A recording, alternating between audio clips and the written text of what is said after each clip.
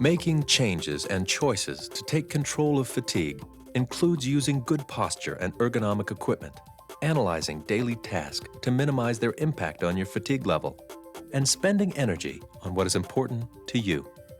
I'm very fortunate in working for a company that's very proactive in keeping workstations ergonomic.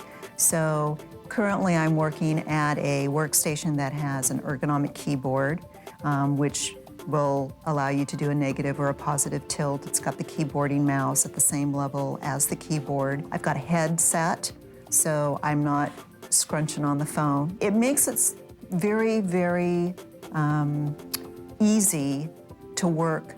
It's just a very nice situation. Holding the body up takes a significant amount of work. It also takes continued muscle contraction. So even postural activities, things like holding your head up, can be tiring and might be limiting. Learning good body mechanics and using good body mechanics really makes a difference in saving energy.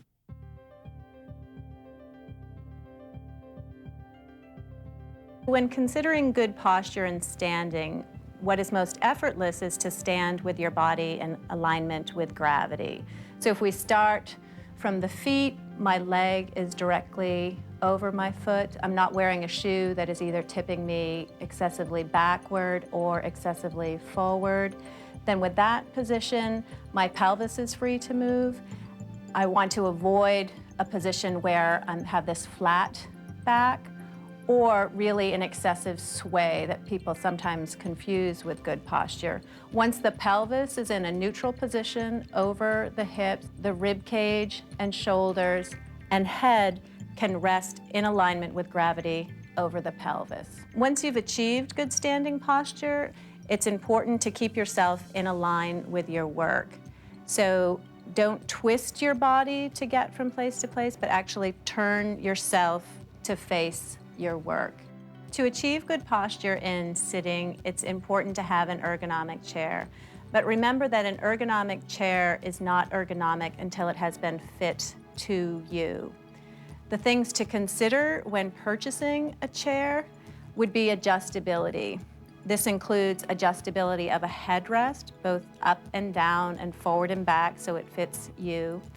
The backrest should be adjustable, including tilt and height. The height of the chair should be adjustable, and find a height that works for you, that it keeps your feet on the floor, a right angle in your ankles, a right angle in your knees and hips. Another thing that's important when considering using a chair is armrests that are adjustable, and the armrest should be adjustable to a height that your hands can be at the workspace or a 90-degree position for your elbows, and they also should be adjustable moving in and out. So at a computer workstation, one key thing to consider is the height of the monitor. The top of the monitor should be at the same level as her eyes, or the middle of the monitor is 6 inches below her eyes. The position of the monitor should also be directly in front of you, not off to the side. This limits the need for you to have to keep your head in a turned position, which can cause problems with fatigue and pain. Also, the height of the monitor limits you from having to move your head up and down, which could also cause fatigue and pain. Another way to take control of fatigue is to eliminate or change activities that are tiring. The activity analysis process will help you decide which changes to make. The most important thing to remember when you're trying to manage your fatigue is that almost any part of an activity can be changed. The first thing you might want to look at is, does this fit in with my priorities? Is this a priority activity? Expectations are another part of any activity. How high a quality do I have to do this activity? How vigorously do I have to do it? Could someone else be doing it? Could I delegate it to a coworker, to a friend? Do I have to do this activity myself? Also want to look at the timing of the activity. If I'm doing something after a fatiguing activity that's really important to me, maybe I should change the time of that activity. Another question of timing would be whether I need a rest after that activity. And if so, I need to plan that and add that resting time so that I can be recovered from a fatiguing activity. Another factor in any activity is its location and its setup. Is there something about this location that is making me more tired? Is the setup for this activity making me tired? Is there some way I could put things together, organize it? Break down that activity into every physical part of that activity that you're doing and question whether that step is necessary. Do I need to combine it? Can I eliminate it? Is there a different time I could do one step and maybe do the other steps together? So there are often ways to change an activity. The pace of the activity is another important part of an activity. Are you doing that activity quickly? Could you perhaps slow it down? Could it be less stressful if you slowed it down? Could it be less fatiguing if you changed the pace? Try and think of ways that you could make that activity easier.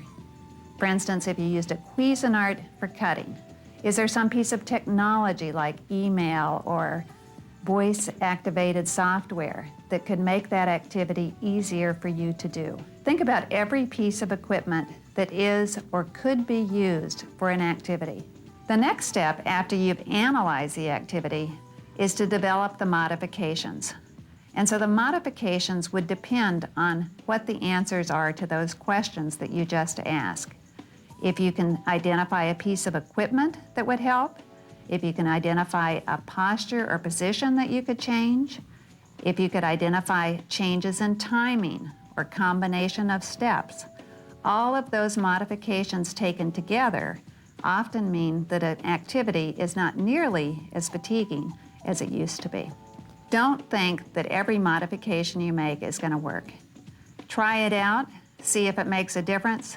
Give it a good, realistic trial. You might need to make more modifications. But once you get the hang of asking the questions and making the modifications, you'll find that there are many activities that you can change. One example of an activity modification might, for instance, be if you're showering. Many people with MS report that they get up in the morning feeling rested, and about a half an hour, 45 minutes later, after they finish their showering, that they're exhausted. The first thing to look at is the goal of showering. Why are you taking a shower? Generally, the answer will be to get clean.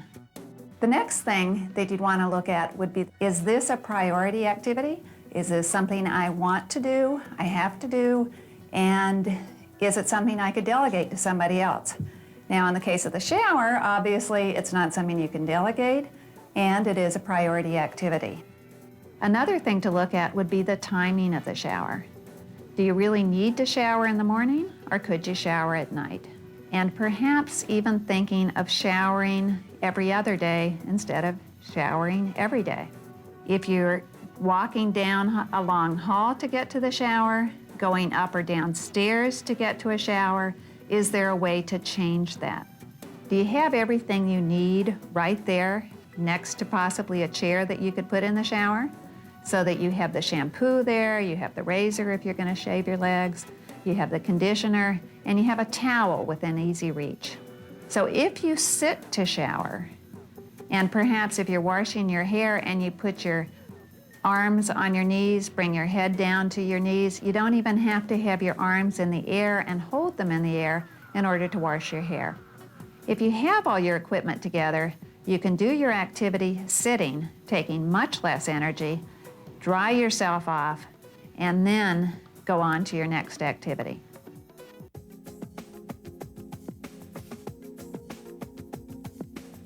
One way of looking at energy is to think of it as a bank that you have, and this bank is full of energy. Some days it's higher, and some days it's lower, like anybody's bank account might be, but when you start looking at your priorities, you're going to have to start withdrawing energy from that bank in order to accomplish those priorities. There are three important concepts in energy management: depositing energy, saving energy, and budgeting energy. Depositing energy means using things like exercise or napping or sitting down to put new energy in your energy bank. Saving energy is similar to saving money. Think about things that you don't want to spend your energy on and don't spend it there. Think about things that are important to you, things that you want to do, and save your energy for those activities. Budgeting energy starts with the goal and priority setting. Thinking ahead, thinking about what you have scheduled tomorrow, what you have scheduled in the afternoon, what is important, and what do you want to accomplish this day, this week, this month. I seem to have a lot of requests for my time, and I really want, I want to do everything. I guess a lot of people want to do everything, but I can't, and I don't. The last few months, I've been foster caring puppies for the Humane Society, and I had a litter of 11 puppies. I cleared my schedule for 2 months. I just said, these are taking all my time. So I pretty much didn't do anything, but all my friends who I'd get together with, they knew that they could come to my house anytime and play with puppies. But that was a really important project for me. So it's just a matter of deciding what you need to do and scheduling it that way. Taking control of fatigue doesn't mean that the fatigue goes away. What it means is you are able to do your priority activities, to do the things that are important to you and maybe to your family, and not end up being so tired by doing things that you really don't care about that you can't do the things that you really want to do. A sense of control is actually probably the most important thing that one can do to help combat fatigue. Because if you feel that you're in control, then you have this sustaining sense of hope and of encouragement and an ability to look for the things that bring you joy. If you have MS and you're affected by fatigue, you shouldn't just accept it. You shouldn't be told just to go home and live with it. There are many, many things that can be done to help improve fatigue and to help people lead fuller and more active and more energized lives. I think that this has forced us really to come together, to just work together on this life problem. And I think I just feel like we're really sort of both on the same page as we go through life now. So it's simplified our life a lot, and that's actually not such a bad thing. So I've totally taken a different approach to my life.